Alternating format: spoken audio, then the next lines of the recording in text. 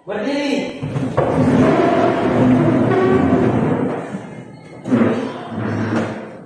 Risa.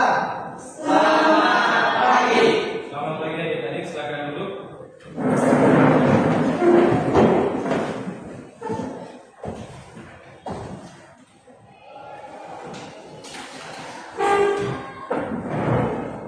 Baik, sebelum kita belajar, kita akan cek dulu kehadiran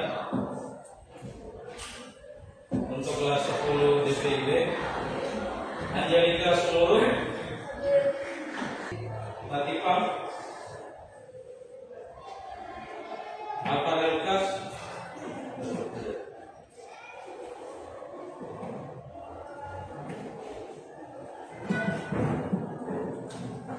baik, sebelum kita belajar hari ini, dipersilakan satu orang siswa untuk memimpin doa awal Ustaz.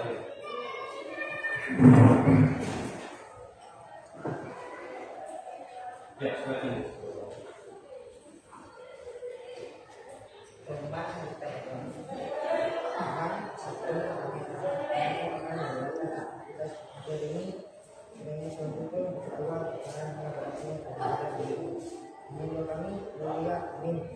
Amin. Terima kasih. Silakan duduk Rizky. Nah, adik-adik, untuk materi kita di hari ini, kita akan membahas tentang diagram gaya normal, gaya lintang, dan momen dengan beban terpusat.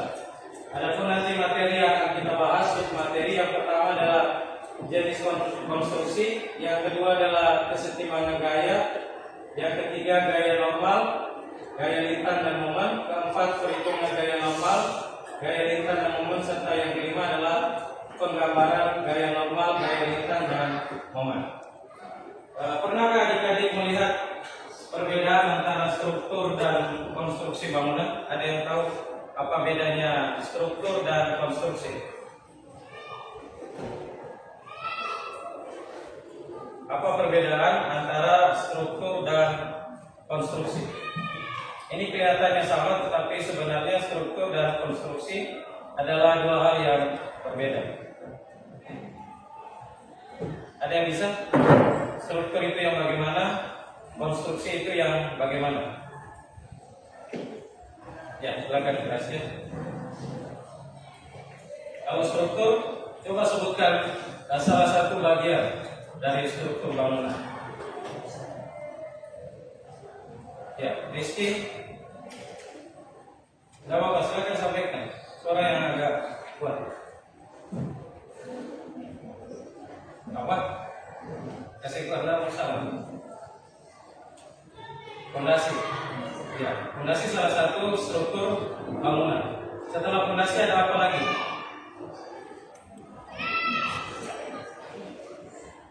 Ada apa? Iya, ada balok, ada slope. Ya.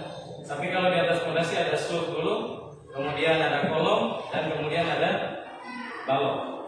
Jadi betul. Jadi struktur bangunan itu ada fondasi atau kita sebut sebagai struktur bawah, kemudian ada slope juga, kemudian di struktur tengah ada kolom, kemudian yang ketiga struktur atas ada balok, kemudian yang paling atas kita sebut sebagai struktur atap.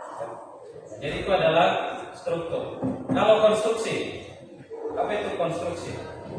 Kalau struktur adalah bagian bangunan, bagian bawah, bagian tengah, dan bagian atas. Sedangkan kalau konstruksi adalah bagaimana cara kita membuat struktur itu. Jadi struktur itu tidak hanya sekedar kita bangun begitu, tetapi ada konstruksinya. Nah, pagi hari ini kita akan lihat apa saja jenis konstruksi yang akan kita pelajari.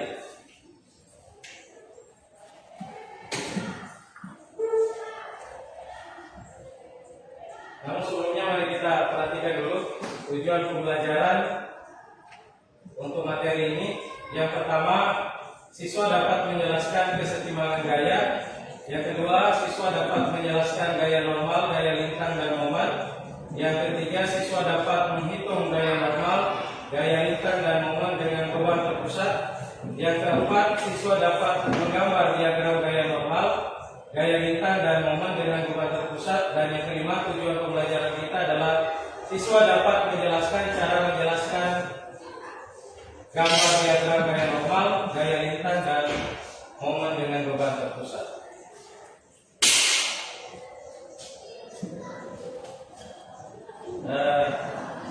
Untuk jenis konstruksi itu ada dua.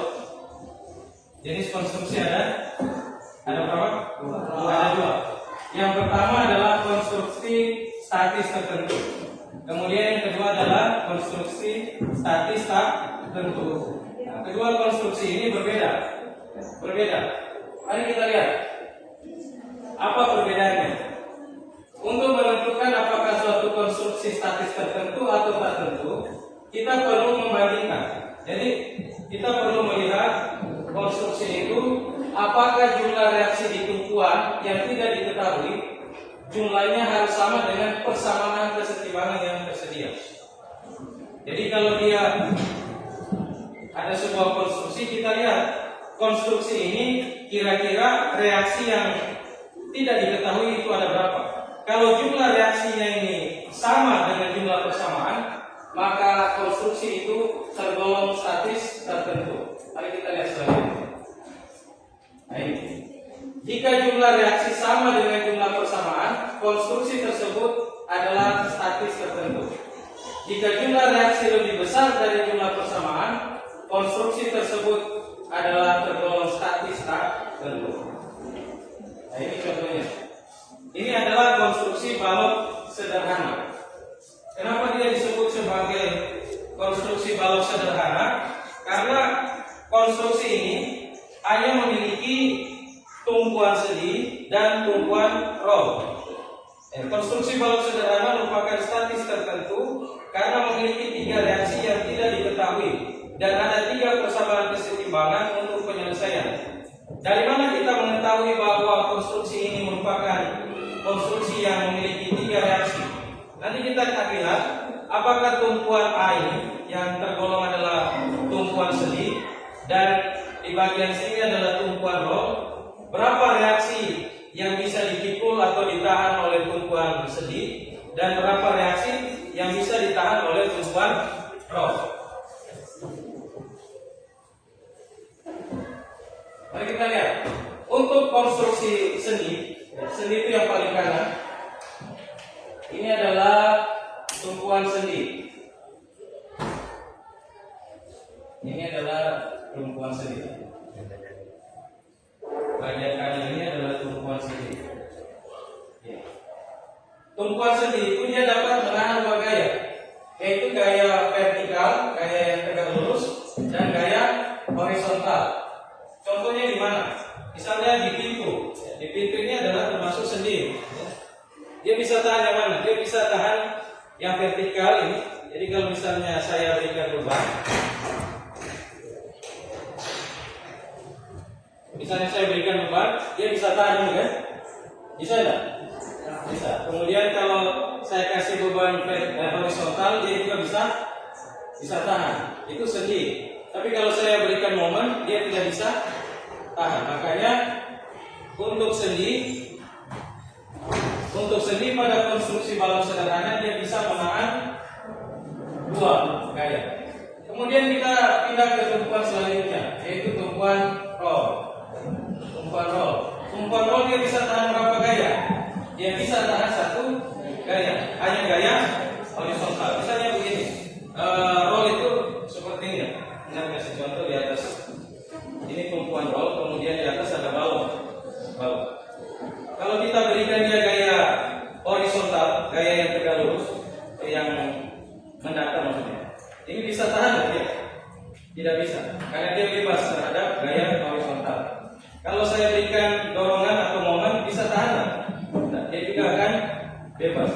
Yang bisa ditahan oleh gaya roll, ulangi, yang bisa ditahan oleh tumpuan roll itu hanya gaya vertikal, hanya gaya tegak lurus. Makanya di tumpuan roll ini dia hanya bisa menerima 1 gaya. Dia hanya bisa menerima LAP atau dia bisa memberikan reaksi vertikal. Jadi untuk konstruksi balok sederhana, kenapa dia masuk kategori statis tertentu? Karena dia bisa menahan tiga gaya. Nah, tiga gaya ini akan kita selesaikan menggunakan persamaan ini.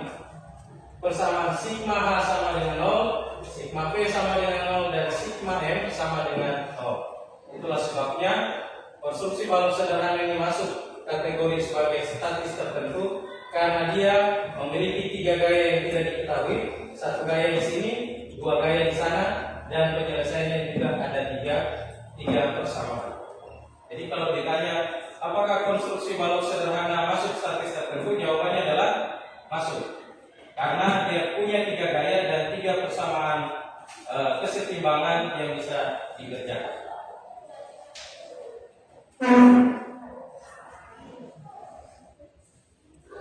Untuk kesetimbangan gaya, kemudian gaya normal, gaya lintang, dan momen, ini akan Anda pelajari di kelompok Anda. Kita akan bagi kelompok. Nanti Anda akan perhatikan di LKS ini yang saya sudah siapkan. Di dalam sini nanti akan ada materi terkait dengan gaya normal, gaya lintang, momen, kemudian bagaimana perhitungannya. Anda nanti akan diskusikan, saya akan bimbing Anda untuk belajar bersama dengan kelompok yang ada. Setelah itu nanti di bagian akhir dari LKS ini ada pertanyaan atau ada tugas kelompok yang perlu Anda kerjakan. Jadi nanti kalau Anda sudah selesai, Anda bisa maju setiap kelompok untuk memberikan presentasi hasil kelompok. Bisa? Jadi kita langsung saja bagi kelompok. Ini kelompok 1, kelompok 2, kelompok 3, dan kelompok 4. Nanti di masing-masing kelompok Anda boleh berdiskusi terkait dengan materi dan tugas yang ada. Silakan yang dua di belakang boleh maju di sini, begitu pun yang selanjutnya. Silakan bawa kursi. Silakan bawa kursi saja di samping sini.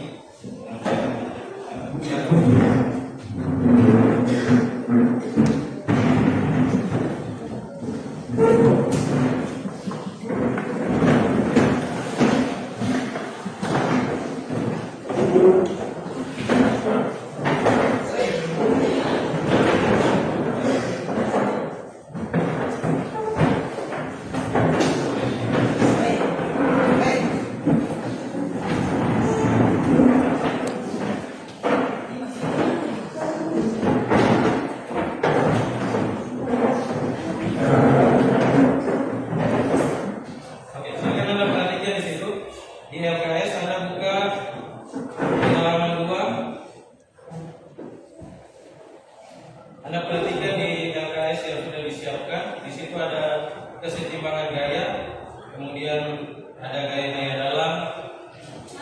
Di gaya dalam itu ada gaya normal, ada gaya melintang, termasuk dengan diagram-diagramnya. Silakan Anda diskusikan bersama kelompok. Kemudian Anda perhatikan di halaman 11. Silakan Anda buka di halaman 11. Itu ada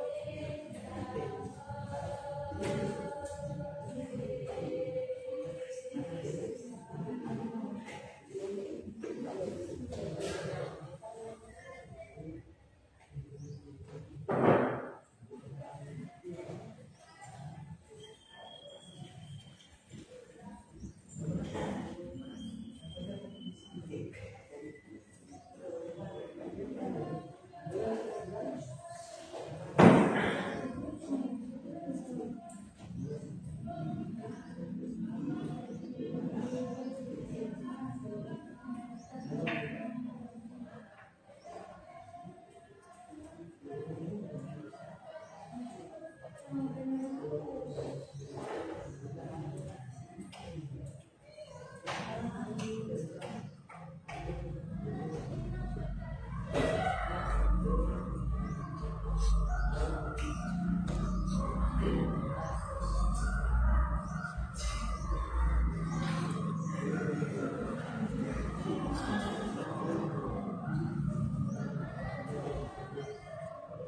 mengungkap bisa siap-siap supaya selesai langsung.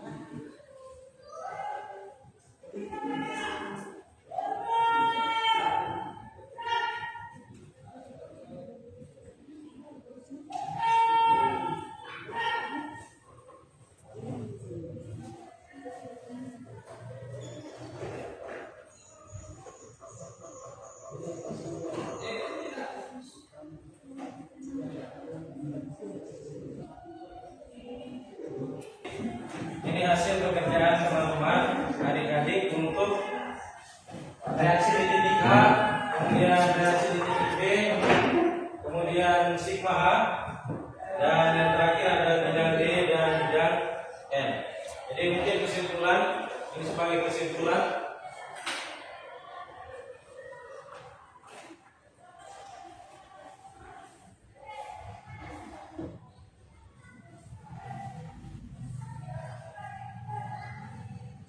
Silakan Anda perhatikan untuk pekerjaan dari masing-masing kelompok sudah bagus. Tinggal mungkin pemahaman selanjutnya terkait dengan penggambaran diagram.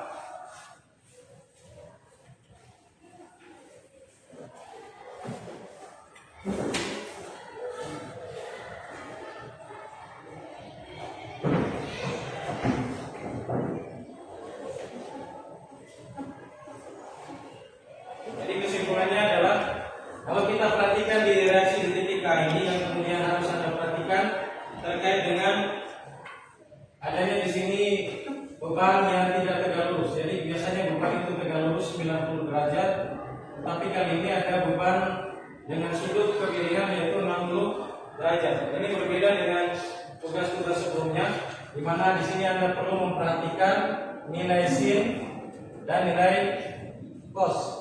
Sini ada sudut 60, maka tinggal Anda carikan berapa sin 60 dan berapa cos 60. Sin 60 Anda dapat 0,5, ini sudah benar.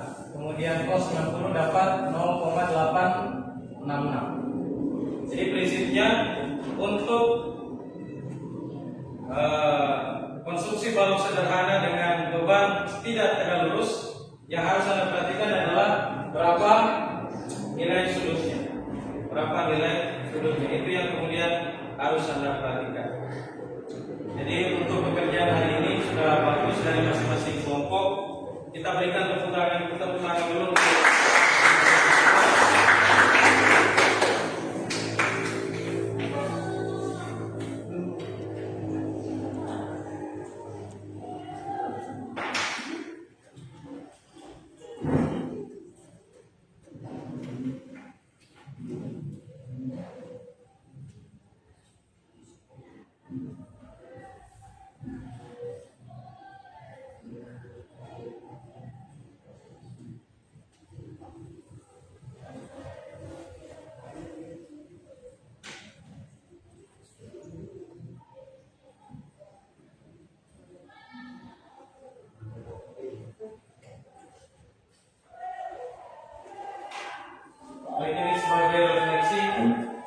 pertemuan kita di hari ini. Bagaimana proses pembelajaran kita tadi ini mungkin dapat Anda tuliskan di kertas ini terkait dengan pertanyaan ini. Silakan Anda tuliskan dan bisa dikumpulkan nanti pada jam istirahat pada hari pada saya.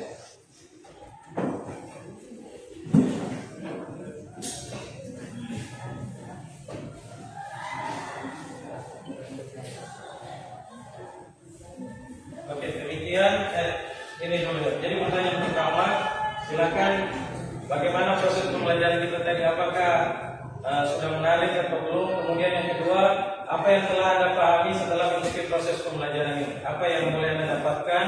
Kemudian yang ketiga, apakah Anda telah menguasai materi yang sudah disampaikan tadi? Kemudian yang keempat, manfaat apa yang Anda rasakan dari mempelajari materi yang tadi? Kemudian kalau menurut pandangan Anda ada yang perlu dievaluasi, silakan boleh tulis di kertas itu. Bisa? Bisa. Oke, silakan Anda kembali ke tempat duduk Anda.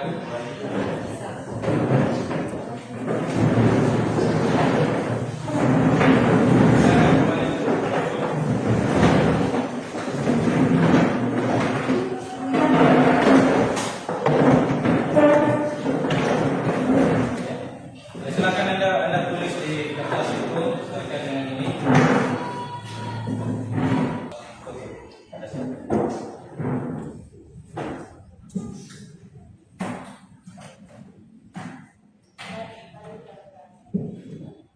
Terima kasih Bapak yang mempercayai kami dalam proses pembelajaran kami di hari ini dari awal pertengahan menghadapi hingga berakhirnya berjalan. Menurut kami dan Bapak Yesus. Terima kasih, silakan duduk. Jadi untuk minggu depan kita akan membahas tentang diagram untuk bidang D, bidang N, dan bidang M. Kalau mungkin masih ada pertanyaan, nanti Anda boleh simpan dan Anda sampaikan kepada saya di pertemuan yang selanjutnya. Demikian, siapkan kelas. Proses pembelajaran kita saat ini sudah selesai. Berdiri.